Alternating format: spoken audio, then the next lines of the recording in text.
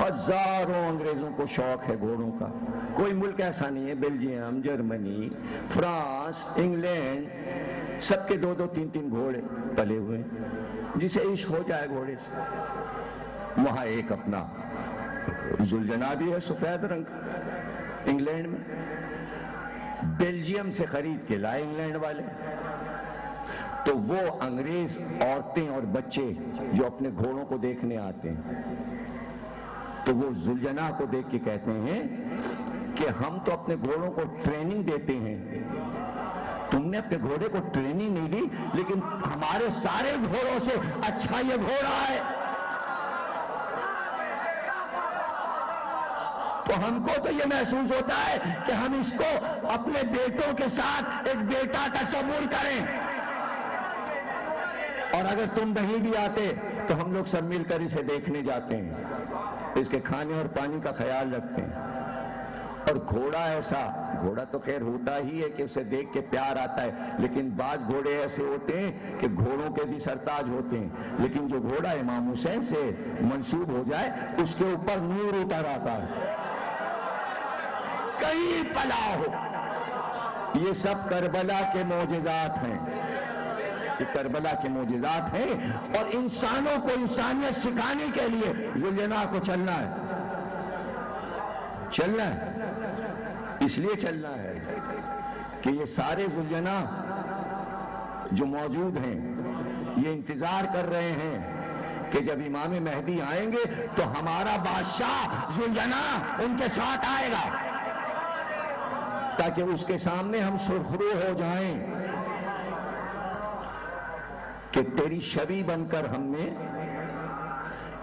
کس طرح نکل کر بتایا کہ ایسا تھا حسین کا ذوالجناح، ایسا تھا حسین کا ذوالجناح. جانے کیوں؟ سرکار دو عالم کو گھوڑوں سے محبت تھی. یہ میری کتاب ذوالجناح جو ہے، اس کا جو پہلا حصہ ہے اس میں میں نے تمام سنی کتابیں، صرف سنی کتابیں، صحیح بخاری، صحیح مسلم، ترمذی، صحیح ستہ کی ساری کتابیں جن پر آنکھیں بند کر کے سنی یقین رکھتے ہیں کہ قرآن کے بعد اگر کتابیں ہیں تو یہ، انہی کی کتابوں سے میں نے ذوالجناح نکال لیا. اور وہ حدیثیں میں نے ٹاک دی ہیں اس میں کہ جو بھی اس کتاب کو پڑھ رہا ہے اس کو پتا چل رہا ہے کہ ذوالجناح کیا ہے، گھوڑا کیا ہے. ہم ٹی وی پورا پروگرام دے رہا ہے اس کتاب پہ، آج بھی 25 منٹ اور عاشور کو 25. ٹی وی 1 بھی پروگرام دے رہا ہے، کئی ٹی وی پر ذوالجناح پہ پروگرام آئیں گے. کتاب لکھنے کا فائدہ تو ہوا، جو لوگ بدعت کہہ رہے تھے وہ اسے موضوع بنا رہے ہیں. ندیم سربت تو ہمارے ہیں نا، انہوں نے اپنے کیسٹ میں شاندار طریقے سے ذوالجناح پڑھ دیا، کمال کر دیا، کمال کر دیا. اور اتنے اچھے طریقے سے تلوار اور ذوالفقار اور ذوالجناح کو پیش کیا کہ دل خوش ہو گیا منظر نگاری کے ساتھ. لیکن اچھا ہے کہ جو اسے بدعت کہا کرتے تھے، جو اسے بدعت کہا کرتے تھے، ان کی سمجھ میں اب آئے گا کہ کیا ہے ذوالجناح. اس لیے کہ ذوالجناح گھوڑا ہے، اور گھوڑے پر کئی سو حدیثیں ہیں پیغمبر کی. اس میں یہ بھی حدیث ہے، تمہاری دنیا سے میں نے 3 چیزیں لی ہیں بس. نہیں سمجھے آپ؟ تمہاری دنیا کی چیزوں میں 3 چیزیں لی ہیں. اچھا وہ رسول اللہ 3 کو چھوڑا تو 3 لیا.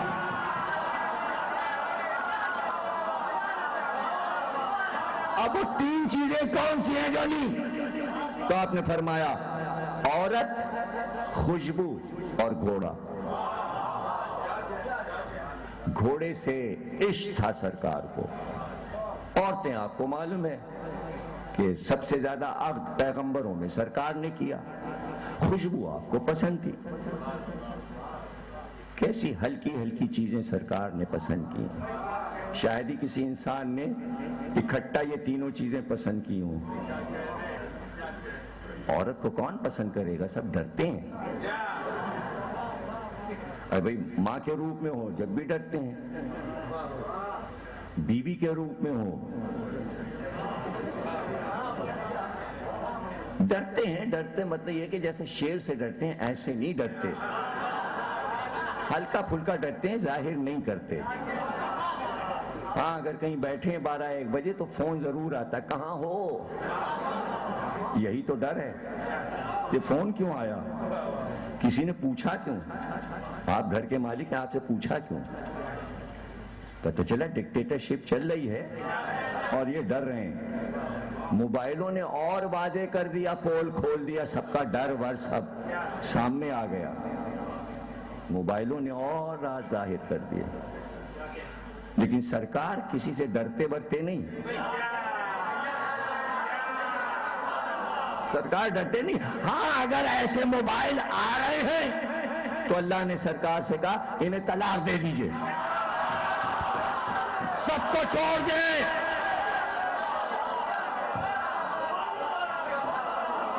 اب یہ موبائل میں نے سارے قصے بند کر دیے، سمجھنے والے سمجھ گئے. سورہ تحریم قرآن میں ہے. چھوڑ دیں انہیں، ہم ان سے اچھی بیویاں آپ کو دلائیں گے. ان کو سب کو چھوڑ دیں. یہ چھوڑنے کا الٹیمیٹم اللہ کی طرف سے قرآن میں رکھا ہوا ہے اور سب کو معلوم ہے کہ مسئلہ کیا تھا اور کیوں یہ حکم آیا. لیکن کبھی ایسا کوئی سورہ نہیں آیا کہ گھوڑے سے محبت نہ کیجیے. عورت کو دنیا میں پیغمبر نے پسند کیا لیکن منظرنامہ سامنے آ گیا. منظرنامہ سامنے آ گیا. سورہ تحریم قرآن میں ہے. سورہ نور کی آیتیں بھی ہیں، جنہوں نے قرآن پڑھا ہے انہیں معلوم ہے. لیکن گھوڑے کی تعریف ہی تعریف. عورت کی تعریفوں پہ حدیثیں ڈھونڈیے گا پیغمبر کی نہیں ملیں گی. اور اگر کسی کو یاد ہو تو سنائے، سوائے اماں کے کہ اپنی ماں کی خدمت کر. نہیں کوئی ایسی حدیث ڈھونڈ کے لائیے کہ پیغمبر نے کہا بیوی بہت اچھی چیز ہوتی ہے. بیوی کا لفظ نہیں کہا. ہاں یہ کہا خدیجہ میرے لیے نعمت تھی.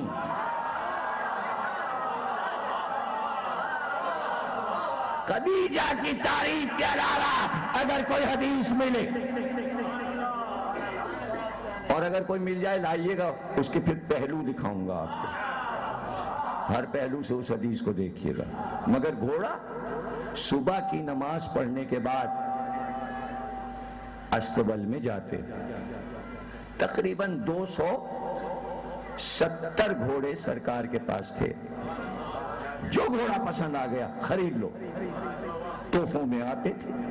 یمن کے بادشاہ سید بن یزن نے گھوڑے بھیجے، حبش کے بادشاہ نجاشی نے گھوڑے بھیجے.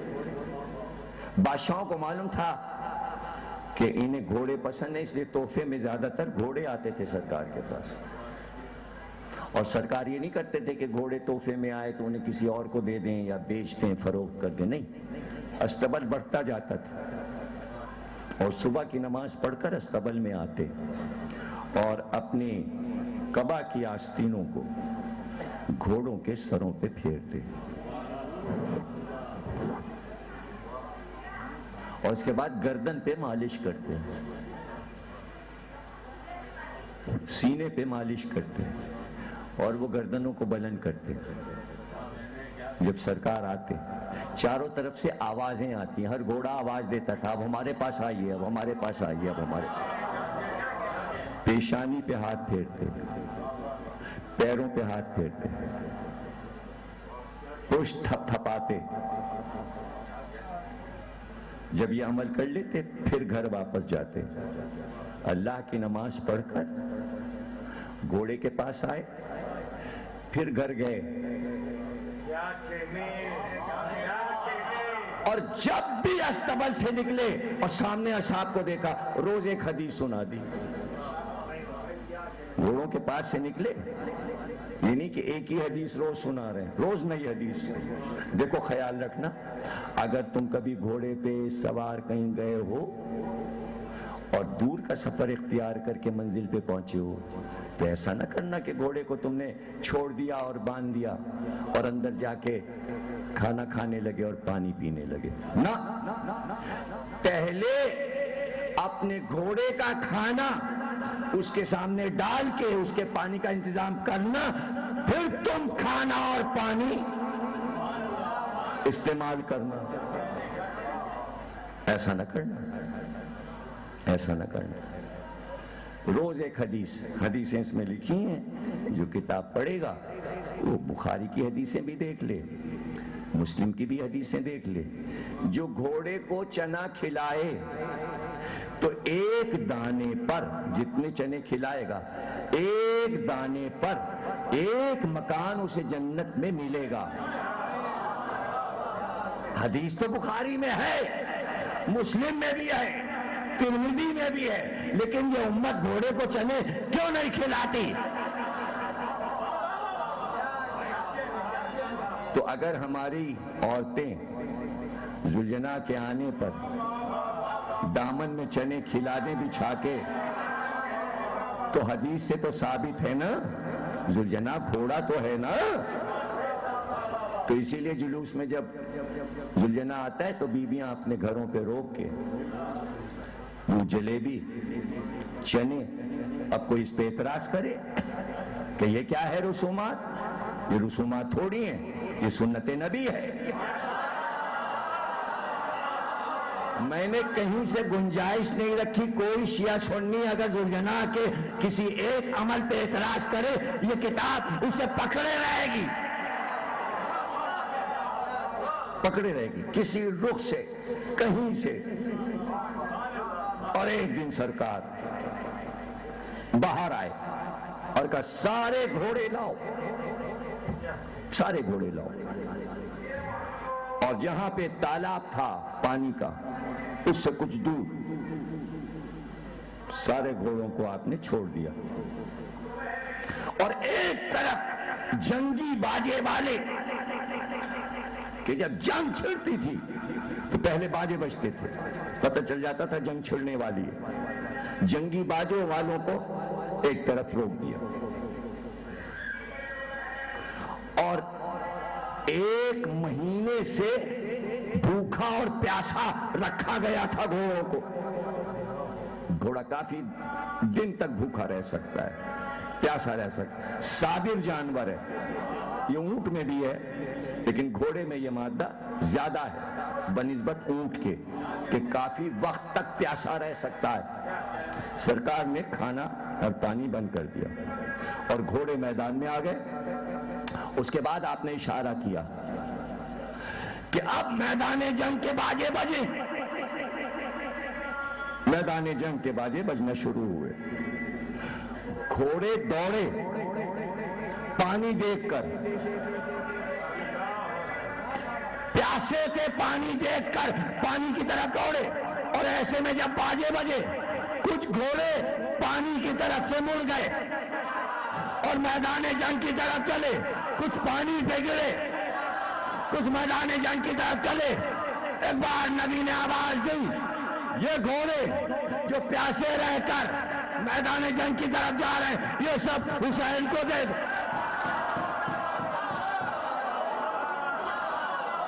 یہ گھوڑے حسین کو دے دو۔ یہ گھوڑے حسین کی نگرانی میں رہے، یہی گھوڑے کربلا آئے تھے کہ جو میدان جنگ میں دوڑ دوڑ کے جا رہے تھے لیکن پانی نہیں طلب کیا۔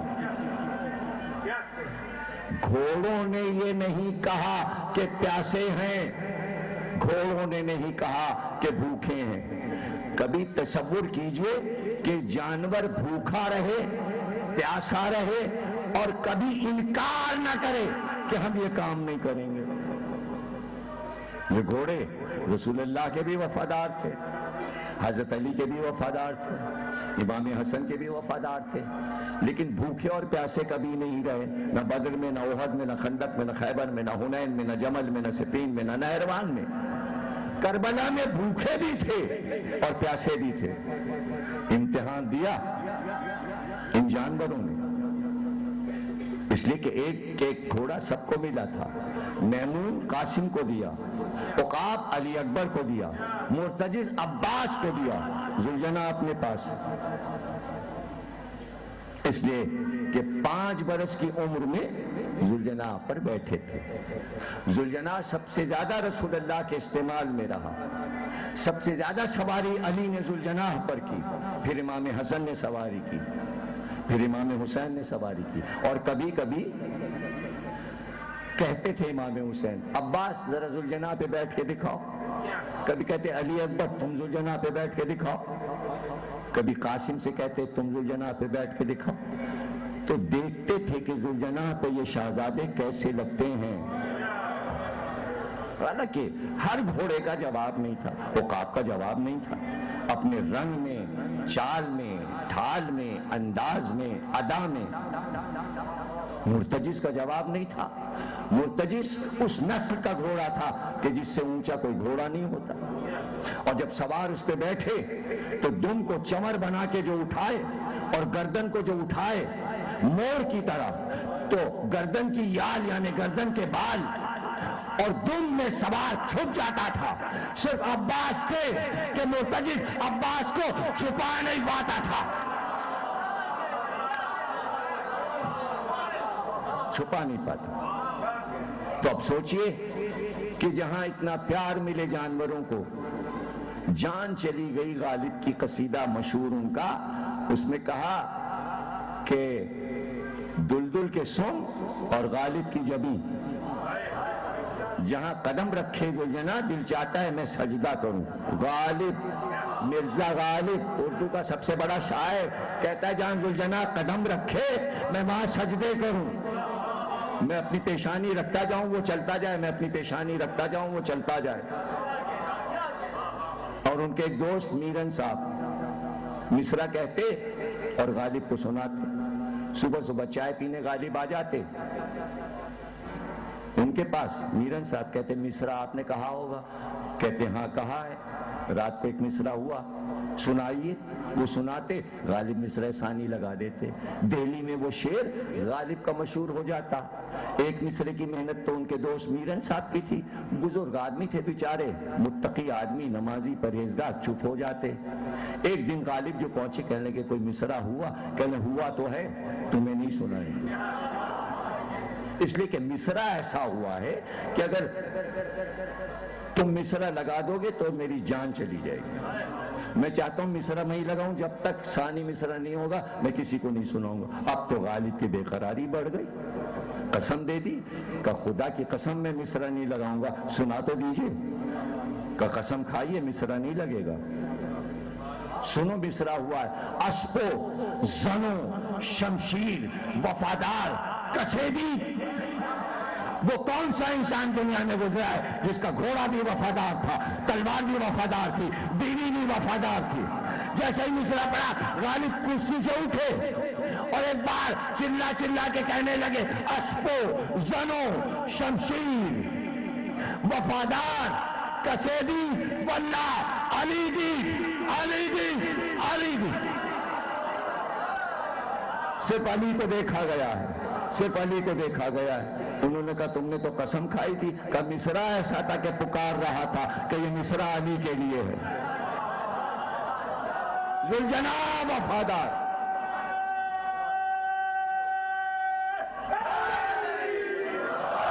تلوار وفادار. اب گھوڑا تو آج اور ذوالفقار رہ جائے گی. تو وہ وعدہ ہے الذوالفقار نقی کی شبیداری شہداء کربلا میں مشہور شبیداری، اس میں پوری تقریر ذوالفقار پہ ہوگی. اور جو کچھ آپ ذوالجناح پہ سن رہے ہیں یہ کچھ نہیں ہے، یہ تو 1000 صفحے کی کتاب ہے. کچھ اس میں سے سنا دیا تو کچھ انیس کے بند آپ کو سنا دوں کہ کربلا میں ذوالجناح جو تھا انیس کی نظر میں کیسا تھا اور اس نے کیا کیا کام کیے ہیں. اس میں میرے اپنے بھی اشعار ہیں جو میں نے ذوالجناح کے بارے میں کہیں. اچھا، میں نے اس کو حصے میں بانٹ دیا کہ 2 محرم کو ذوالجناح جب کربلا میں داخل ہوا تو کیا تھا، صبح عاشورہ ذوالجناح کیا تھا، پھر ظہر کے وقت کیا تھا، پھر عصر کے وقت کیا تھا، حسین کی رخصت کے وقت کیا تھا. تو جب سواری حسین کی چلی، پہنچا جو درے خانے زی تک قدم شاہ،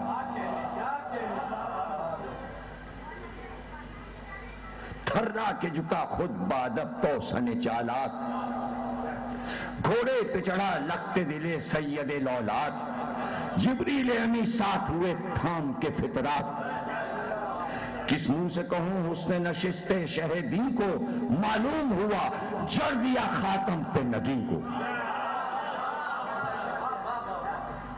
بیٹھا زین فرس رحل تو قرآن شہ والا، وہ تخت ہوا تھا تو سلیمان شہ والا، وہ دوش صبا بوئے گلستان شہ والا، وہ برج شرف نیر تاباں شہ والا، بو گل کی نسیم سہاری لے کے چلی ہے، وہ اٹھا کہ سلیمان کو پری لے کے چلی ہے. یہ ایسے ہی میں نے مطلب کہیں سے بھی پڑھ دیا، مطلب کہیں سے بھی پڑھ دوں. زیغم کی جو تھی جست تو آہو کے ترارے، بھئی آنکھوں کو چراتے تھے خجالت سے چکارے. چکارے چشمہ دو، چکارے کو دوڑتے ہوئے آپ نے دیکھا ہے، ہرن کی ایک قسم ہے چکارا، اور وہ اتنی اونچی چھلانگ لگاتا ہے.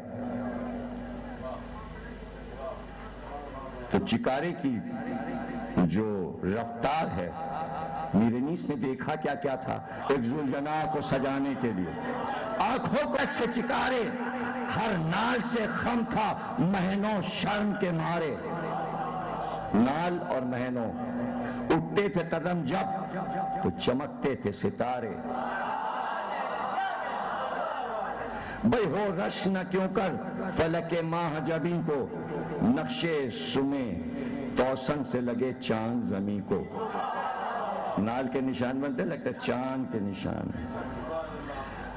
کبھی ذوالجناح میں دیکھیے گھوڑے میں شرماہٹ ہوتی ہے. اب جو جس نے گھوڑے کا مشاہدہ کیا ہے وہی سمجھ سکتا ہے. کبھی غور سے اگر آپ دیکھیں گے تو گھوڑے کی آنکھ میں شرم ہوتی ہے، یعنی بے حیا اور بدتمیز نہیں ہوتا. ہر گھوڑا اس کی آنکھ میں حیا ہوتی ہے، اور حیا کی تشبیہ اگر دی جائے تو صرف دلہن سے دی جا سکتی ہے. تو گھوڑے کی آنکھ کی حیا کو کیسے سمجھایا جائے، یہ میری انس کا کمال ہے. آمد فرس کی تھی دلہن آتی ہے جس طرح، بھئی تھم تھم کے نکھتے چمن آتی ہے جس طرح، تصویر آہو ختن آتی ہے جس طرح، یا شمع سوئے انجمن آتی ہے جس طرح. باہم طیور کہتے تھے کب کے دری ہے یہ، گھوڑے چراغ پات ہے کہ بے شک پری ہے یہ. آیا جب شکو سے اسپے قمر رکاب، تھامے تھی فتح زین کا دامن ظفر رکاب، چشمت زنی ہلال پہ کرتی تھی ہر رکاب، حلقہ تھا نور مہر کا یا جلوہ گر رکاب، فطرات تھی کہ کھولے ہوئے تھا عقاب پر، زین پر تھا گرد پوش کہ برافتاب پر. چاروں سموں سے بدر خجل، نال سے ہلال، کھیلے شکار شیر، یہ آنکھیں ہیں وہ غزال، کہیے نہ یال حور نے بکھرا دیے تھے بال. پھرنے پر جھوم جھوم کے، گھوڑا جھوم جھوم کے چلتا ہے. جب گھومتا ہے دائرے میں کعبے میں تو جھوم جھوم کے چلتا ہے. صبح کو ہمارا گھوڑا آتا ہے یہاں میدان میں، سائز لے کے آتا ہے. کبھی صبح کی نماز جو پڑھتے ہیں جو لوگ وہ نکلے تو گھوڑا دوڑاتا ہے. وہ ہمارا سخی بابا ہمارا جو ذوالجناح ہے، جو آج برآمد ہوا جامع ستین میں، تو جب وہ دوڑتا ہے کعبے کی شکل میں تو صرف اس کی چال دیکھیں، جھوم جھوم کے چلتا ہے. میرے نیز کہہ رہے ہیں پھرنے پر جھوم جھوم کے صدقے پری کی چال، رستے ہیں یاد گنبدے نیلی رواق کے، دلدل کی تیزیاں ہیں ترارے براق کے، ترارے براق کے. ایک ایک اس کا وصف میر انیس نے بیان کیا ہے. تقریباً 100-150 صفحے صرف اس میں صرف ہوئے ہیں میر انیس کے کلام پر.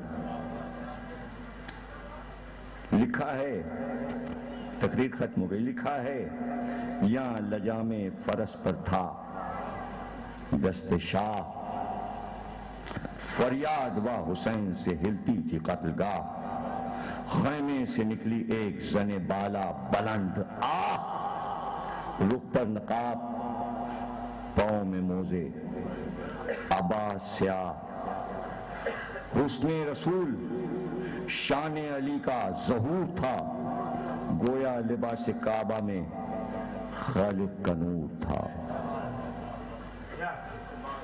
دیکھیے میر انیس کا کمال. حضرت زینب خیمے سے باہر آئی ہیں تو ایسی تشبیہ دے دی کہ لگتا تھا کعبہ آ گیا. پاکیزگی دیکھیے، لگتا تھا کعبہ آ گیا. پردہ ہٹا، جھکی ہوئی آئی وہ دل کباب، تھامی لرزتے ہاتھوں سے راہوار کی رکاب، گھوڑے پہ جلوہ گر ہوئے شاہ فلک جناب، بیت الشرف میں پھر گئی وہ مثل آفتاب. زینب کی واپسی، گھوڑے پہ حسین کو سوار کر کے لگا آفتاب واپس چلا گیا. جس کا یہ ذکر تھا وہ نواسی نبی کی تھی. زینب بہن حسین کی، بیٹی علی کی تھی. زینب نے حسین کو گھوڑے پہ سوار کیا. اس میں نے کتاب میں لکھا ہے کہ چونکہ زین کو زینب نے اپنے ہاتھ سے تھام کر اور لجام کو پکڑ کے فاتح خیبر کی بیٹی نے بھائی کو گھوڑے پہ سوار کیا، اس لیے اس کا زین، اس کی رکاب، اس کی لجام سب قابل احترام ہو گئی. اب رہ گئے سم. بہت سے عزادار گھوڑے کے سموں کو پکڑ لیتے ہیں. اب یہ سم کیسے پاکیزہ ہے؟ ان سموں سے سکینہ لپٹ گئی. گھوڑے کے سموں سے سکینہ لپٹ گئی. ایک اور روایت میں نے اس میں لکھی، بہت سی چیزیں میں نے جمع کی ہیں. جب حضرت زینب امام حسین کو ذوالجناح پہ سوار کر چکی تو ایک بار پردہ ہٹا کے جناب رباب باہر آئے. اب یہ خیال رہے کہ رباب کے پاس 2 نعمتیں تھیں، ایک سکینہ، ایک علی اصغر. اب گود کا بچہ تو کربلا کی خاک میں سو گیا، اب سکینہ رہ گئی اور حسین جا رہے ہیں، سر کا تاج، گھر کا بادشاہ. تو کہتے ہیں ایک بار جناب رباب نے ذوالجناح کی لجام کو تھام لیا اور لجام کو تھام کے جناب رباب کھڑی ہو گئیں اور آواز دی، کاکا رباب کا کیا ہوگا؟ آپ کے بعد رباب کا کیا ہوگا؟ جب اشقیاء آئیں گے، جب خیموں میں آگ لگے گی، میرے لیے کیا حکم ہے؟ بس ایک جملہ کہا کہ رباب جدھر جدھر زینب جائیں ادھر ادھر چلی جانا، اللہ تمہارے سر پر ہے. حسین نے ذوالجناح کو کعبہ دیا، چلے چلے. رکے اس لیے کہ جبریل کوئی کاغذ لے کے آئے. حسین نے کاغذ ملاحظہ کیا، انگلی سے کاغذ پہ کچھ لکھا، کہ جبریل یہ لے جاؤ، یہ ہے جواب. اتنی دیر میں جبریل ہٹے، لجام کو کھینچا، لیکن وہ بڑھتا ہی نہیں. پیار سے کہا، عجیب بات کہی، کہ بچپن سے میں تیرے ساتھ ہوں، یہ بتا دے کبھی میں نے تازیانہ مارا ہو تجھے؟ کبھی ہلکے سے پھول کی چھڑی بھی نہیں ماری۔ یہ آخری خدمت ہے، صبح سے اب تک تو نے میرا ساتھ دیا ہے، رک کیوں گیا؟ پیاسا ہے اس لیے رک گیا، بھوکا ہے اس لیے رک گیا؟ تو ایک بار گردن اٹھا کر کہا شہزادی سمو سے لپٹی ہے، قدم کیسے آگے بڑھاؤ؟ تم سلامت رہو، اسی طرح غم حسین مناؤ، اللہ تمہیں کوئی غم نہ دے سوا غم حسین کے، سب کے گھر آباد رہیں، زہرا بی بی سب کے گھر میں مہمان ہوں، ہم اسی طرح غم حسین مناتے ہوئے یا حسین کہتے کہتے دنیا سے جائیں، یہی عزادار کی شان ہے۔ حسین گھوڑے سے اتر پڑے، دیکھا سکینہ سموں سے لپٹی تھی، گود میں اٹھا لیا۔ کہا سکینہ کیا بات ہے؟ کہا بابا میں تو اس سے یہ کہہ رہی تھی میرے بابا کو نہ لے جا، صبح سے جو بھی گیا واپس نہیں آیا۔ بھیا علی اکبر گئے، کہاں واپس آئے؟ چچا عباس گئے، واپس نہیں آئے۔ اب بابا بھی جا رہے، آپ بھی جا رہے۔ کہ سکینہ ہمیں جانے دو، ہمیں جانے دو۔ جملہ یہ کہا کہ سکینہ ہمیں جانے دو، ہو سکتا ہے کہ ہم تمہارے لیے تھوڑے سے پانی کا انتظام کریں اور ہم پانی لے کے آئیں۔ تو کہا بابا اب پانی کا نام نہ لیجئے، اب پانی کا نام نہیں لیجئے۔ چچا نے پانی کہا تھا تو فرات سے واپس نہیں آئے۔ کس شان سے تم اس نورانی مجلس میں شب عاشور، رات ڈھل رہی ہے اور تم اپنے مسافر مہمان کو رو رو کے آنسوؤں کی چھاؤں میں کیسے الوداع کہہ رہے ہو؟ تقریر ختم ہو رہی ہے۔ کہ سکینہ، سکینہ بی بی پانی ہم تمہیں یہیں پلا سکتے ہیں، ہم چاہیں تو پانی تمہیں یہاں، یہ نہ سمجھو بی بی کہ ہم مجبور ہیں اور ہم تمہیں پانی نہیں پلا سکتے۔ یہ کہہ کر جہاں کھڑے تھے زمین پہ ٹھوکر ماری، ایک پانی کا چشمہ ابلنے لگا۔ کہ سکینہ کتنا پانی پینا ہے؟ پانی پی لو، لیکن بی بی ہم نے پانی کا انتظام کیوں نہیں کیا معلوم ہے؟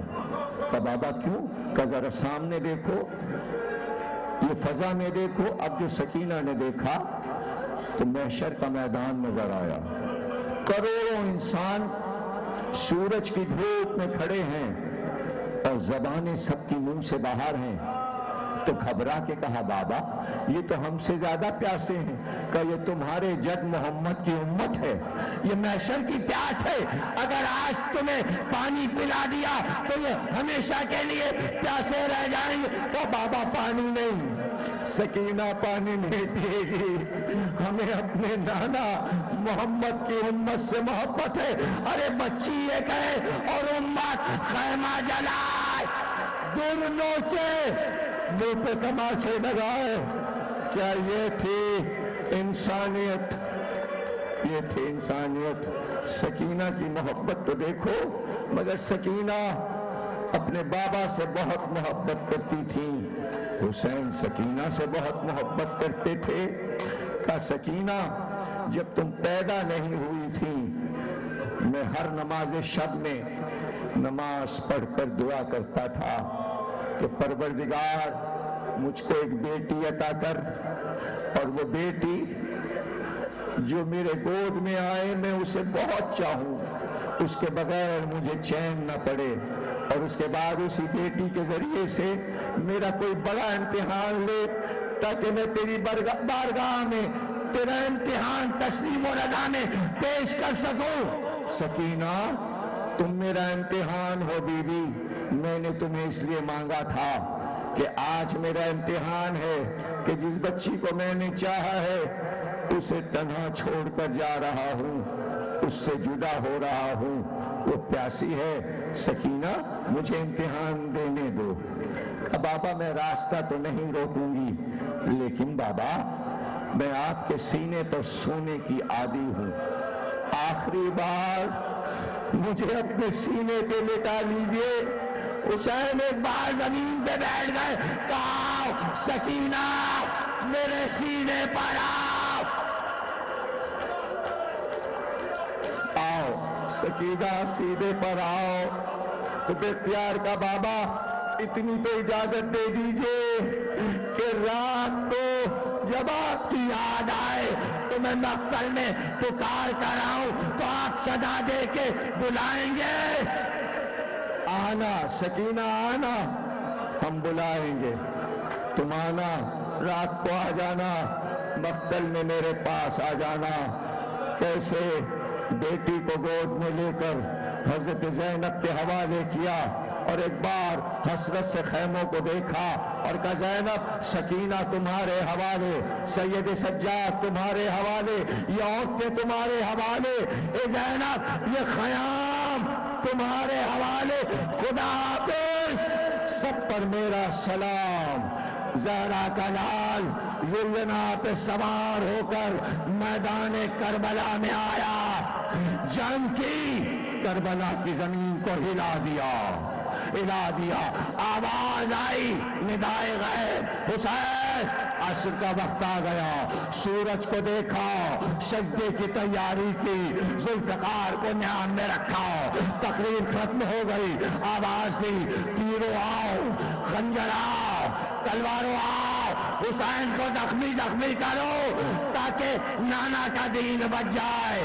پتھر آئے، تیر آئے، نیزے آئے، تلواریں آئیں، بھالے آئے، بازو زخمی، سینہ زخمی، گلا زخمی، پیشانی زخمی، پوش زخمی، ایک بار حسین کا لہو بہا، حسین گھوڑے پہ ڈگمگائے، دونوں ہاتھ گھوڑے کے گردن میں ڈالے اور باتیں کرتے جاتے، مقتل میں پہنچا دے، نشیب میں پہنچا دے، جہاں ماں کی آواز آ رہی ہے وہاں پہنچا دے۔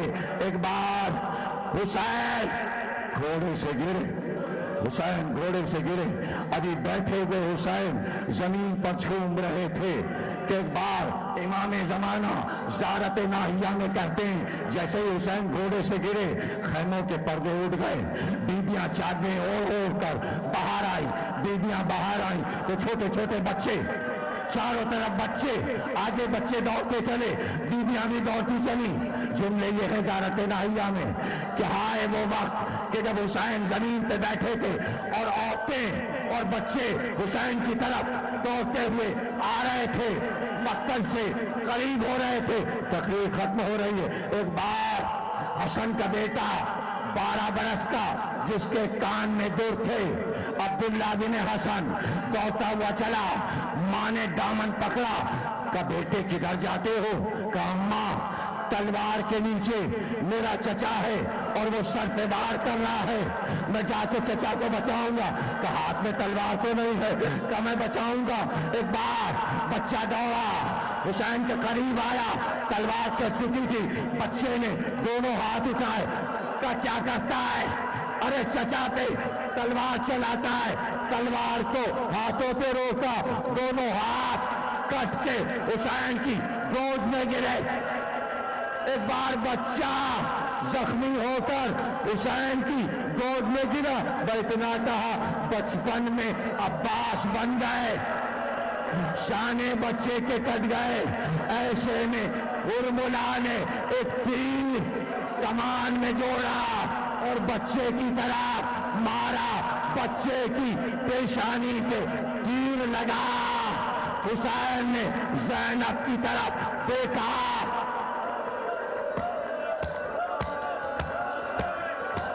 آواز، ماتم کی آواز، ماتم کی آواز، ماتم کی آواز، ماتم کی آواز، ماتم کی آواز، ماتم کی آواز، دھمک دھمک، ماتم کی آواز، حسین حسین حسین حسین کہو، حسین حسین کہو۔ ایک بار شمر آستینوں کو چڑھاتا ہوا، کالے جوتے گھٹنے تک پہنے ہوئے، میری طرف دیکھنا، حسین بیٹھے جھوم رہے تھے، ایک بار شمر نے جوتے سے بے ادبی کی، حسین منہ کے بال گر گئے۔ ماتم پوری شہادت حسین منہ کے بل گرے، شمر قریب آیا، اس نے دیکھا حسین پکار رہے تھے، عباس۔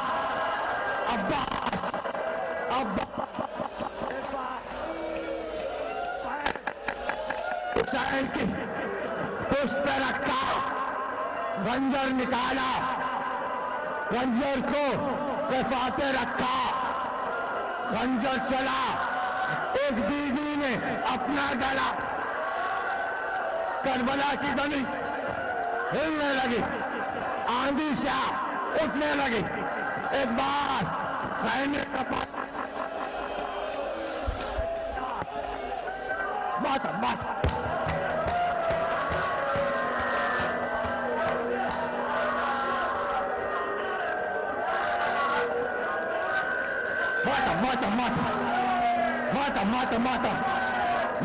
ماتم یا حسین آخری جملہ، یا حسین آخری جملہ، یا حسین۔ ایک بار زینب مقتل میں آئی حسین کی لاش کے پاس، زینب گھٹنوں کے بل بیٹھ، حسین کا لاش،